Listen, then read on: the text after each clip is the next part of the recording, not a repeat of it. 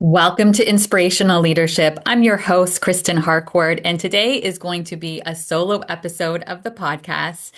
Great to see you here. It is March where I am, and well, it's March where you are as well, but it's March, and I'm just outside of Toronto, and it's a beautiful, warm, sunny day.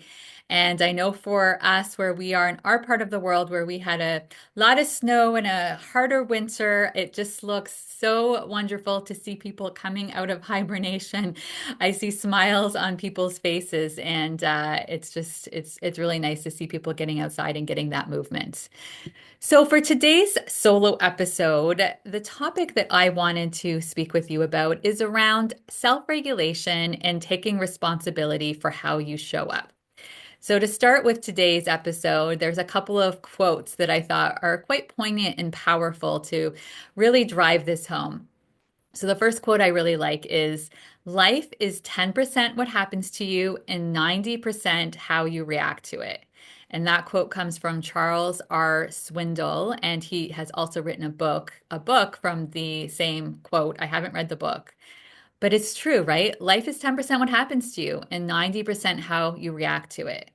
Another quote that I really, really love, and I share this a lot in my training and keynote speaking, between stimulus and response, there is a space. In that space is our power to choose our response.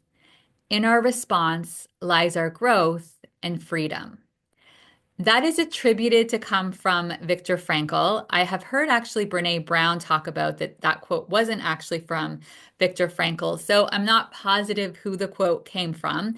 But again, really powerful, right? We have that short moments where we can be at choice and decide how we want to respond to situations. And this topic was really front and center for me for a couple of reasons. When I look at what shows up a lot in my coaching and training and dialogues and discussion, self-regulation is such a huge piece of it because we're going through our day and there's so many different things that can show up that can lead to stress and can lead for us to be dysregulated, whether that's interacting with more difficult people, circumstances that show up within our workplaces or outside of work, or interacting with people, and just these things show up that we can't anticipate. And I see a lot of people really struggling with regulation, again, for a variety of reasons. And it's something that can be really powerful if you start to learn those tools to be able to regulate. Your whole life just changes because you respond to situations so differently. You show up in a very, very different way, which you showing, if we think about a dance that we're having with other people, if you show up differently to the dance, now they show up differently to the dance, and now new patterns get formed, new co-created situations. And it is something you can really build, but I think it really starts by becoming very aware of the type of situations that are more likely to trigger you. And then also notice in those moments when you are triggered, what you can do to be able to show up a little bit differently. So I really think self-regulation is huge. And it's really about using your breath, noticing when you've been activated, when your brain has been hijacked, when your nervous system is being flooded, showing up from a place of self-compassion. Is not about judging yourself. This is not about getting down on yourself. This is about you choosing a new way of supporting yourself, of having self-soothing techniques in order for you to be able to show up differently in these kind of situations, which impacts, again, those relationships and impacts you and the residue that stays with you after you've been in those kind of scenarios. I also like to bring up from a neuroscience perspective that there is a lot of research. So this isn't just, a nice to have. This isn't just a theory. There is a lot of science to show that you can create new neural pathways and that doesn't matter if you've had these patterns ingrained for years. You could be in your 20s, 30s, 40s, 50s, 60s, 70s. Doesn't matter. At any point, if you intentionally decide that you want to create new neural pathways. You want to respond in different ways, and then you continuously build on and create these new behaviors. And then again, over time, when you're continuing to engage in these behaviors, it will create new neural pathways. So it doesn't matter how ingrained it was in the past. Now, when I say that, is it easy? No, if it was easy, then everybody would be doing it. Everyone, there'd be no longer any triggers and nobody would be reacting. And of course, people are going to be consistently reacting in different situations, but the goal here is to make progress in making some changes in some of the things that perhaps currently trigger you that you want to shift. I also love this quote from Peter Crone that talks about anything that triggers you is a mirror to show you where you're not free. And I say this all the time, my coaching clients can vouch for me, that the most difficult people in your life are your biggest teachers. And some of the most difficult people are the people you love very much as well. These could be family and family where there are healthy relationships, but of course they trigger you for a variety of reasons because there's lots of emotional attachments and baggage there. But your significant other, really good friends, children, lots of different people who really matter to you and are important still can be the ones that trigger you the most. And the mindset shift here is not making that bad or not wanting them to change, but more about you can't control them, but you can control you and how you choose to respond and thank them. Maybe you're not thanking them in that moment, but overarchingly thanking them because they're showing you, they're mirroring where you still have work to do because you're not at a place where you can stay in equilibrium, where you can stay grounded, where you can stay centered and still respond as your most resourceful self. So great. They are showing you where there's a growth edge, an opportunity to do things differently. So what tends to happen when you get into reactionary mode, right? It's reactionary mode is not productive. It's not helpful. So in those moments when you're noticing you're triggered, what tends to happen? Well, in those moments where you're feeling uncomfortable, you're feeling flooded, a lot of emotions are happening for you, big feelings are showing up, you can be more likely to show up as your survival self. So those survival instincts kick in, and your response can be more fear-based. And so everyone is going to have different coping strategies. I'm sure you've heard this talked about a lot. I'm not going to get deep into the science in terms of the amygdala and what happens and our reptile brain, but most people are starting to become very comfortable with the fact that when your brain gets activated like that, it thinks that it doesn't know the difference. It thinks from a conditioning perspective that there's a saber-toothed tiger and then you might die. And so when those survival mechanisms kick in and you're very flooded like that, your nervous system is dysregulated. And so physiologically, we have different responses. We can go into fight, we can go into flight, we can go into freeze, and then also fawn. And I don't find that we talk as much about the fawn. So the fight, of course, you get very reactive. This is when people can get really aggressive. There's flight where people are like, oh, I can't handle this. And so they completely leave and don't want to get involved in the conversation. And so they're trying to keep themselves safe by just immediately leaving and getting into flight. We get into freeze, right? So it's like in that moment, it's feeling like too much and they don't know what to do. And so they just stop and don't know what to do in that moment. Or you might sometimes get into fawn. And then fawn is when, in those moments where you're feeling dysregulated and you're going to that survival mode, your coping strategy is, okay, I'll just try to say the right thing. I'll get into people pleasing mode because then it'll make this situation disappear. That's also not helpful. Right? Again, there's no judgment here. We're just labeling and articulating what can happen when you are triggered, when you are dysregulated, when your nervous system and body is feeling flooded. What are some of the other behaviors that happen? Well, then we can start to see individuals put up walls, right? So they're armoring up to keep them safe. And if you're putting up these walls, that's not going to lead to as open communication. We can start to see the victim mindset, right? So instead of being able to look at how can we talk through this situation, it's a victim mentality, right? It's their fault. It's their problem. They always do this. I'm going to blame, going to point fingers. It's actually a very disempowered place to be when you're in that victim because it's like, well, there's nothing I can do because everybody's doing things to me. You can avoid, right? So when we're talking about also with that flight, that's another version of avoiding, right? So I'm just going to avoid. I'm not going to have the conversation that I need to have, which a lot of times it is about having a difficult conversation and communicating in a compassionate and direct way what needs to be said. We also see when we're in this reactionary mode, we can see a lot of tactics being used, right? So it's survival. You're figuring out ways to tactically handle the situation on your end that's not necessarily looking at how to make this a win-win for both people. So we can see when we're in this reactionary energy, it doesn't lead to as effective communication, to as effective conversations. The goal is move into a place of responding. And when you're able to regulate yourself in that moment and be able to take some deep breaths and be aware and be conscious of how you want to respond instead of react, in that moment, in that space, you decide, okay, I want to respond from a place, a love base, from compassion, for care for that human in front of you. Sometimes this might not even be people, this could be situations.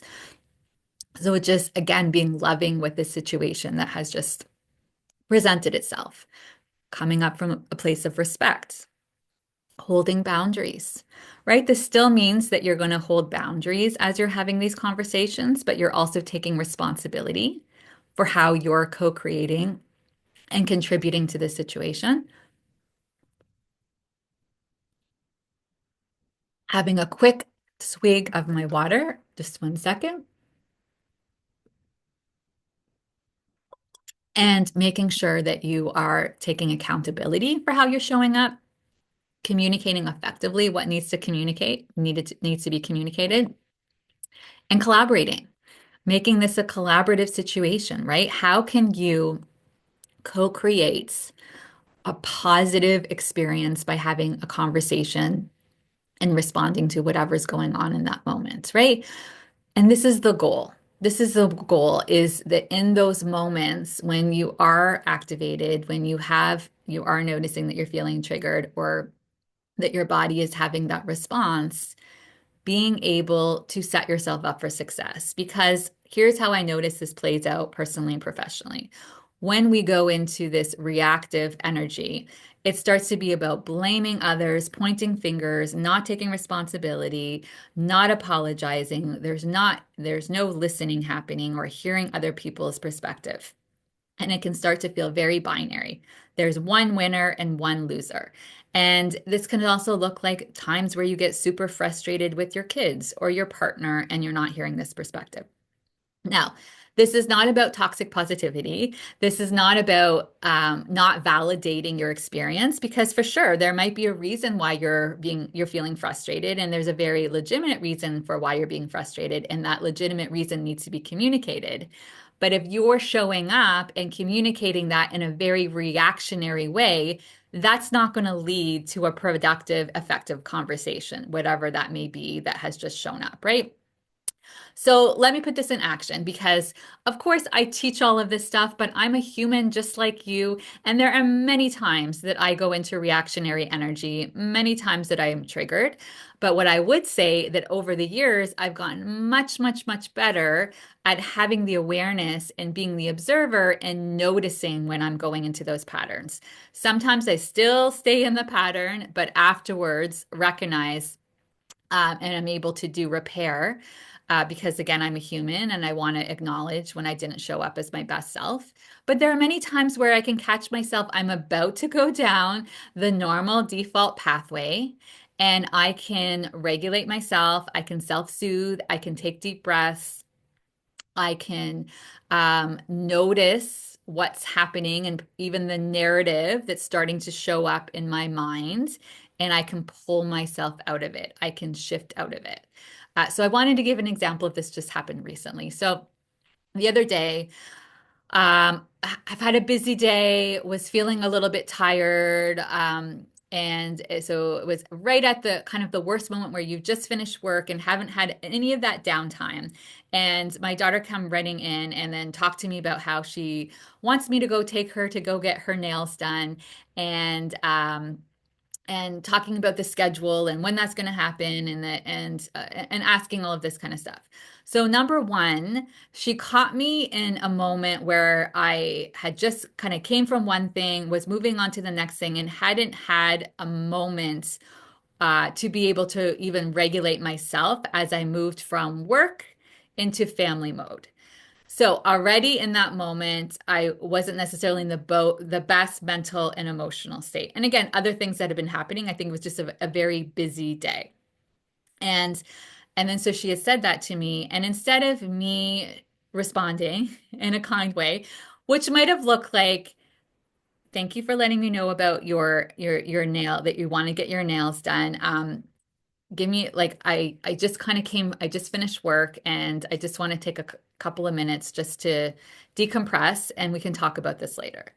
But instead, I said something along the lines of, are you serious? You need to go get your nails done again. You just got your nails done last month. Why do you need to do that again? Is that how you want to be spending your money? Do you think that's a good idea, how you want to spend your money? And if I looked at her face just completely, she walked into that room starting off being so enthusiastic, so excited, so happy. And then as I started to talk like that in that moment, you could see her face shift, her body language shift, her smile disappear from her face, and just completely her energy went from 100 to 0 in that moment. And it's because she just felt like, first of all, it was something she was excited about. She felt like I was not seeing her in that moment, wasn't validating something that was important to her. And I just didn't show up as my best self in that moment. And again, this isn't about judging and criticizing myself and making me bad. I showed up not how I would have liked to in that moment. If I had taken a couple of deep breaths, or if I had said to her, this isn't the right time to have this conversation, have it a little bit later, I know that dialogue would have looked very different. I would have said, wow, I can see how excited you are. And for sure, we can talk about how we're going to make this happen. And maybe I would have later on had a dialogue also around, yeah, and I also just want to be conscious, in terms of your budget, just want to make sure this is how you want to be spending your budget. So I share that just in terms of a small little scenario. It wasn't big, but I still didn't show up the way I would have liked to, and I was reactionary. And there's multiple reasons why I showed up reactionary. And then part two, what happened was I realized that I didn't show up like I would have liked to. I had a couple of other things that needed to happen, but within an hour, I went back to her, had a conversation with her, and said, you know, I'm really sorry. You came in and talked to me about getting your nails done. You were super excited about it, and you kind of caught me off guard. I wasn't expecting that in that moment, and I realized that I didn't show up the way that I wanted to show up. You were really excited and happy about this, and I kind of shut you down. And I'm really sorry. I didn't mean to do that, and it wasn't okay. And I apologize for that. And you should have seen her face in that moment, how it lit up. And she said, "It's okay, mommy. I accept your apology." And we end up having a really good dialogue after that. And I think it's really important because those little moments are me also modeling to her that vulnerability, because we are going to make mistakes. We are going to not show up the way we would have liked to show up. And that's okay. But we just want to do the repair afterwards. And while this might be a small moment like this, I see this and I talk to leaders all day long where these types of moments show up as well, right? Where they are, again, they are pulled in so many different directions, caught off guard. Someone might come in their office and they might notice they're quite short with them, or they're in a meeting. The agenda was supposed to go a certain way. They thought they had aligned ahead of time, and now somebody comes in with a different point of view or a different way of wanting to approach a problem than they had thought it was going to go. And they're caught off guard and they might be short with that person or more reactionary and not speak to them in that meeting in the way that they would have liked to speak to that person, and a myriad of other situations where this tends to happen. And going back afterwards and just doing the repair and apologizing and just taking ownership that you didn't show up the way that you wanted to. And then in the future, noticing in those moments when some of those signs are happening, where you're going into some of those more, first of all, your body's notifying you and you're physiologically seeing some of those feelings where you're getting activated and getting triggered so that you can be more aware of how you want to respond into those situations. And there's something else that I wanted to share when it comes to understanding feelings and emotions, because I think we talk a lot about emotions and how to that you should just move through the emotions and you need to feel your feelings, but I don't think that we spend a lot of time talking about it, and also recognizing that emotions are actually move through very quickly, and sometimes we can be very resistant and not wanting to work through and be with an emotion and tend to suppress or repress it and don't give ourselves space to feel the feelings, while the actual cycle of emotion is really about 90 seconds. So this is really interesting. I wanted to share this from this information from Dr. Jill Bolte Taylor. She has a really, really good TEDx that I would check out as well. If you haven't already seen it, I will share that in the show notes. So Dr. Jill Bolte Taylor is a neuroscience from Harvard University. And she explains that when we react to something in our environment, a 90-second chemical process occurs in our bodies. After this time, any remaining emotional response is a choice to stay in that emotional cycle. This 90-second window allows you enough time to recognize the people, events, or situations that trigger your emotions and to become aware of the physiological changes happening in your body. After 90 seconds, the initial chemical response has ended. If you still feel fear, anger, anxiety, or any other emotion, it's no longer your physiology driving it. It's your own thinking that has activated the chemical response. These thoughts create a feedback loop, reigniting the chemical reaction and embedding the emotion deeper. I think this is really important because people don't realize that when it starts to be this pattern that's continuing and that getting into this cycle and spiraling, it's not that initial emotion that's still there, but what's happening is emotion is actually coming back again, but it's because of your thoughts and your narratives on that situation that's now making you think about it again, and now you're back in the cycle and doing the emotions over and over and over again. This is why you can have people that are remembering situations that happened, a week ago, a month ago, years ago. And every time they think about it, their body is going through it and they're having it as if it's happening again right now in this moment. So I share this because the more that you start to notice in those moments when you're triggered and you can support yourself and responding in a different way, then you're not also having these emotions embedded into you and this whole cycle created where we can get into this mindset where we keep on thinking about it and reliving it and going through the emotions over and over and over again. And so I wanted to also share around, well, how do you move through an emotion? Because I think we talk more and more about how do you feel your feelings, but we haven't actually talked about, well, how do you feel your feelings? Because it's not like someone pulled you aside and said, okay, like here's how you go about feeling your feelings. So I wanted to highlight that for you. So you notice you're feeling a feeling, you're having that physiological response. Part one is you're just noticing how you feel. Part two is you're naming it. So when you start to see that that's happening, just noticing what you're feeling. So what are the words you would use to describe it? So this is where you start to build your emotional vocabulary, right? So and start to notice what is that feeling and naming, and sometimes it's multiple feelings that can be showing up. Next, part three is you accept it. You don't judge it, you don't condone it, you just let it be for now, right? You're just having an experience, you're feeling those feelings, and that is okay. Then you start to investigate it. So, like, where am I feeling it in my body? How intense is it? What is going on with me physiologically?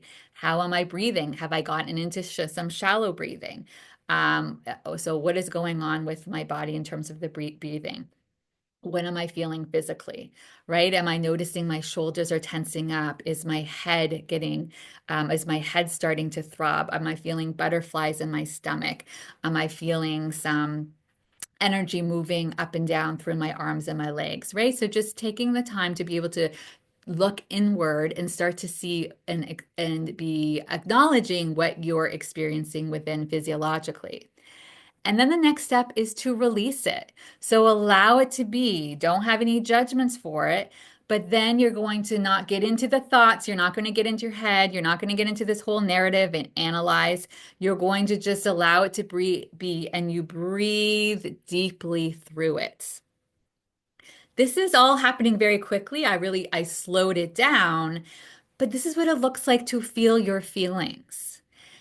And it's all of this is so powerful. I can't even tell you how powerful this is because for years, it's been like 20 years now, I've really been putting this into practice in my life. And of course, with all of the leaders I support, whether this is on one-on-one coaching, whether this is in groups and we're talking through it in training, whether this is me talking about it in a large audience when I'm doing a keynote, everyone can relate to this because we are all human and we all have these moments where we get dysregulated.